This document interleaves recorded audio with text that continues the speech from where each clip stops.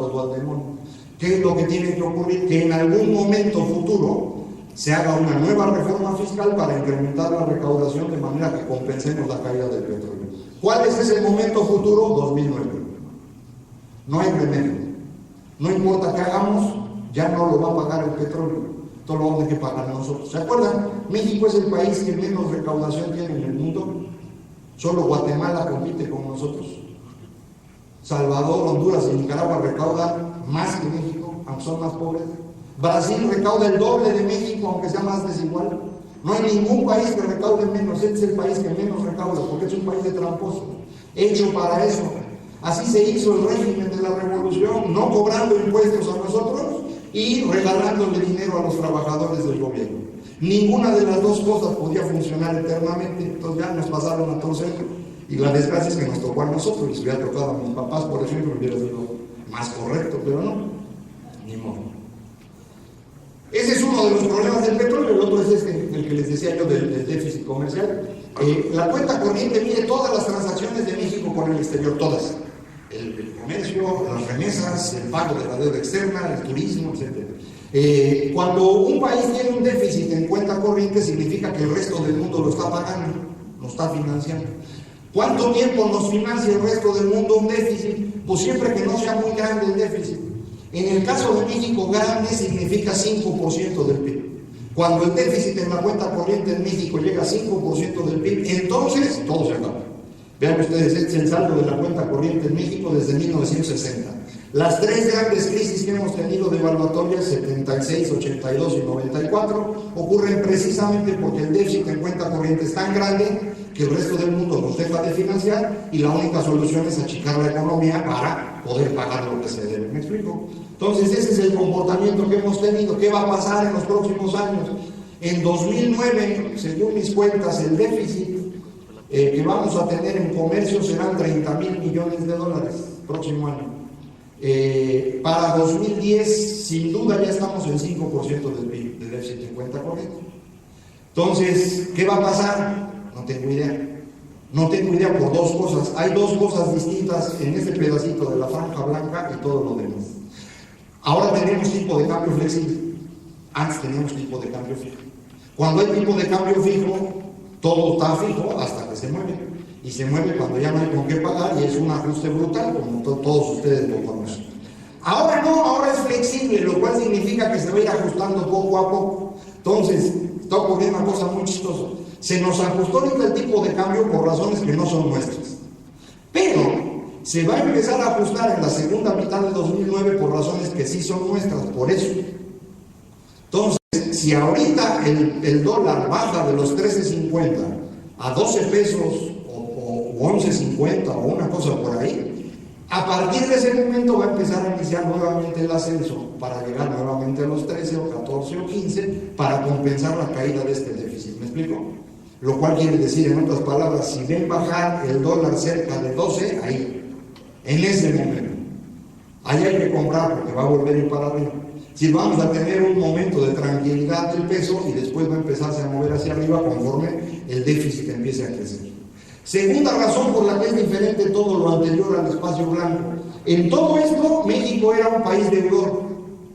Entonces, cada vez que tenía que pagar el déficit en cuenta corriente, sumaba ese déficit a toda la deuda que traía atrasada. Ahora no, ahora México es un país acreedor. Tenemos suficientes dólares en las reservas del banco como para pagar toda la deuda externa del gobierno y buena parte de la deuda del sector privado. O sea, no debemos dinero. El país con menos deuda externa de la OCDE, de la Organización para la Cooperación y Desarrollo Económico, es México. Es la única cosa en la que estamos mejor que los demás, en que somos los menos endeudados. ¿Qué significa eso? Que tenemos margen para endeudarnos. Es decir, México puede sobrevivir varios años endeudándose para evitar una contracción. Pero si no corregimos el problema de fondo, que es el inmenso déficit que tenemos en materia comercial, tarde o temprano vendría el ajuste. No sé si estoy claro en esto, pero este es el comportamiento relevante de los próximos años. Para que no se vayan tan espantados, sobre todo porque están ahorita aquí en el festejo y demás, vuelvo a poner esta gráfica, que es el tamaño de las economías más grandes del mundo. Así era en el 2005, esto es para 2010. China va a superar a Alemania para ser la tercera economía mundial. Y estas son las estimaciones que todavía existen. Para 2040 China supera a Estados Unidos para ser la economía más grande del mundo y México será más grande que Alemania. Con todo lo que estaban viendo ahorita. ¿Sí? Es decir, a pesar de que en 2009 hay crisis porque los gringos hicieron su desorden y vamos a achicarnos, y a pesar de que en 2010 y 2011 podemos tener problemas serios en materia de cuenta corriente, estamos condenados a ser una economía grande, nomás porque somos muchos, ¿no? Entonces, tampoco es como para que se vayan a tirar al mar ahorita para suicidarse. Si aguantan hasta el 2040 van a ver una economía grandísima. Entonces lo que hay que hacer es concentrarse en eso, no hay que morirse pronto. ¿Sí? Entonces ya terminó la parte más seria de la crisis financiera, y con eso me refiero a las posibles quiebras de bancos internacionales, ya no va a haber. Sigue habiendo mucha volatilidad y va a seguir habiendo. Va a empezar la contracción, se supone que la contracción sería muy rápida, eso es lo que yo tenía estimado, no estoy tan seguro, pero todavía podríamos pensar que eso es lo que va a pasar. ¿Qué quiere decir rápido? Quiere decir que Estados Unidos se va a contraer brutalmente hasta fin de año. Es decir, empezó a caer muy fuerte desde septiembre y yo esperaba que siguiera así la caída hasta llegar en diciembre al punto más bajo de la crisis económica que yo he estimado en menos 12%. En un punto, pues ese punto sería diciembre o enero. Si esto ocurre así, entonces de ahí empieza a recuperarse, muy despacito, pero se empieza a recuperar. Entonces lo peor de la crisis pasaría en los primeros meses del año, de manera que hacia la primavera empezamos a recuperarnos. Eso es lo que yo estoy estimando todavía. Después a lo mejor no, habrá que corregirlo, pero en principio eso es lo que yo espero. Cuando hay crisis, cambia el mercado. Si el momento de cambios bruscos en los mercados es cuando hay una crisis. Entonces, la parte importante es que ahorita ya no tiene caso que se pongan a hacer estrategia para enfrentar la crisis. Ya es tarde, ya llegó. Ahorita la estrategia relevante que uno tiene que hacer es la recuperación. Es decir, cómo me preparo para cuando empiece a crecer. Ya ahorita para la caída no hay mucho que hacer. Entonces, ¿cómo empieza uno a ubicarse en el mercado frente a lo que va a pasar en la recuperación? Porque en el momento de la crisis habrá competidores que desaparezcan.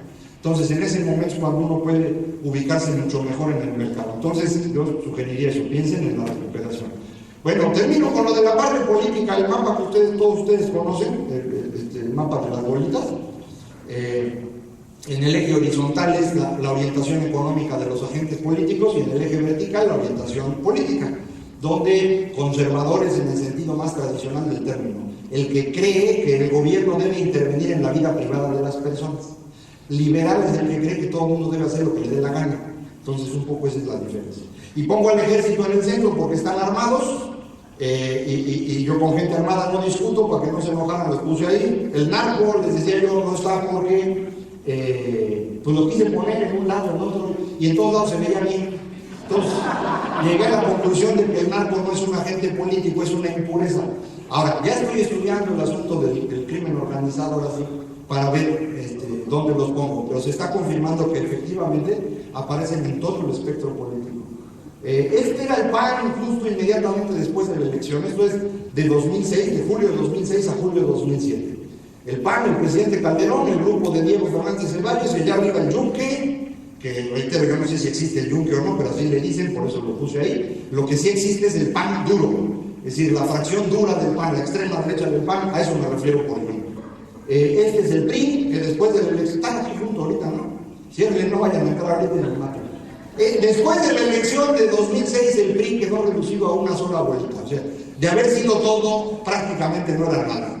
Ya ahorita ya nadie se acuerda, pero cuando terminó la elección de 2006, había la preocupación seria de que el PRI podía desaparecer. Ahorita ya todo el mundo dice, no, hombre, nunca siempre estuvimos fuertes. No.